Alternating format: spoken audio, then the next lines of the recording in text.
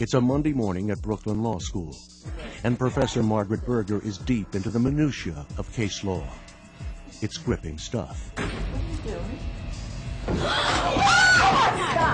Stop, wait a second. Wait. The purse is gone in just 9 seconds, but a room full of law school students watch it happen, and they become eyewitnesses themselves.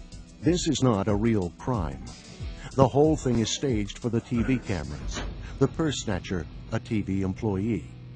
Once it's over, they're asked for a description of the intruder. I wonder if I could describe him. I don't remember a thing about him, other than maybe odd shape of nose. The class is warned not to share their thoughts about the intruder. Clearly, this incident, taped in 1995, is not a rigorous scientific experiment, but it does yield the kind of results that investigators run into all the time as they look for that crucial eyewitness, the one whose testimony could provide the big break.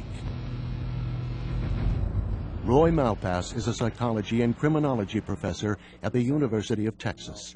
He was a consultant for this demonstration. The day after the staged purse snatching, Professor Malpass interviews 29 of the student eyewitnesses to get their descriptions. 5'6" or 5'7"? 5'7", 5'8". 5'9", 5'10", 5'11". 6 feet. 6'2". Descriptions of what the intruder was wearing are all over the map too. He had a ski jacket on with yellow trim on the pockets. He was wearing a ski jacket. It was white. Their shirt was a plaid pattern. I think it was a dark plaid pattern, like brownish. In fact, the purse snatcher had on a white t-shirt, a denim shirt, a blue ski jacket with black trim and jeans. The student eyewitnesses don't fare any better describing his face and hair. He has like a rounded face.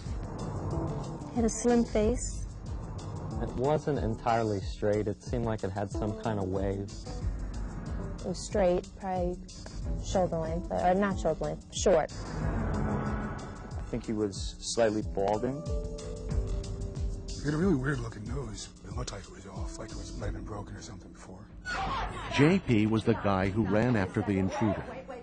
There's an important reason he remembers something strange about the purse snatcher's nose. I don't remember a thing about him, other than maybe odd shape of nose. It is false information planted by Berger, and JP processes it as a fact. It shows just how malleable memory can be. Afterwards, JP doesn't even remember the professor's comment. I don't know, I've been tuning out professors since I was 12. So, is there anything odd about the perpetrator's nose at all? JP tries to identify the intruder from photos. I'd say that's him. Doesn't seem to have any problem with his nose.